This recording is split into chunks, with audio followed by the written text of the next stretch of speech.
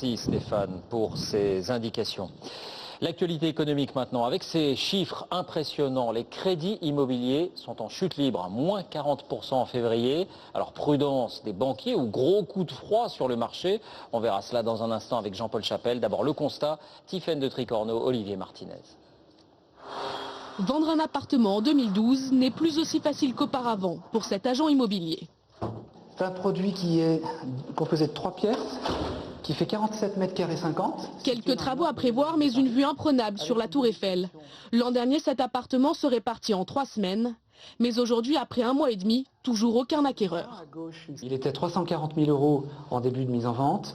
Il est aujourd'hui proposé à 320 000 €, tout simplement parce que le propriétaire constate que c'est en inadéquation, le prix initial était en inadéquation avec les attentes. Après des années de folie immobilière, le marché traverse une période de grand calme. Pour preuve, les crédits sont en chute libre.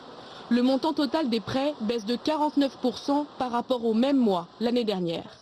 Les banques sont devenues plus exigeantes. Abdelatif El Latifi est patron d'une pizzeria. Il veut emprunter pour une maison et a essuyé plusieurs refus. Si ça ne marche pas à votre affaire, après vous le remboursez comment, le prêt, tout ça. Donc ils ne veulent pas vous prêter, même si vous êtes chef d'entreprise? Oui, tout à fait. Cette courtière gère des dossiers comme celui-là tous les jours. Elle constate que les banques ont resserré leurs conditions de prêt. Au niveau de l'endettement, les banques font beaucoup plus attention. Avant, avec un reste à vivre qui était assez important, si l'endettement dépassait les 35%, il n'y avait pas trop de soucis. En ce moment, elles sont plus réticentes. Il faut vraiment rester dans les critères des 30-33%. Les prêts de 25 ou 30 ans qui fleurissaient il y a quelques années sont aujourd'hui jugés trop risqués par les banques. En février, la durée moyenne d'un prêt est passée à 17 ans.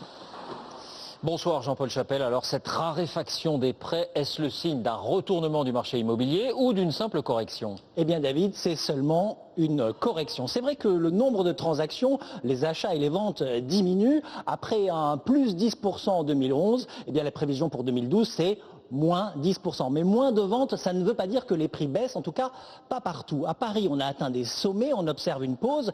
Cet appartement de 100 mètres carrés dans le 18e arrondissement, donc quartier populaire, 850 700 €, eh bien c'est moins 0,5% par rapport à l'an dernier. À Lyon, pour une surface similaire, c'est 368 800 €, c'est stable aussi, moins 0,3%. En revanche, à Caen, ça baisse, on trouve un 100 mètres carrés à 234 400 €, c'est moins 4% par rapport à l'an dernier. Mais il y a des villes où ça continue d'augmenter. À Lille, par exemple, un 100 mètres carrés, c'est 237 500 €, plus 1,2%.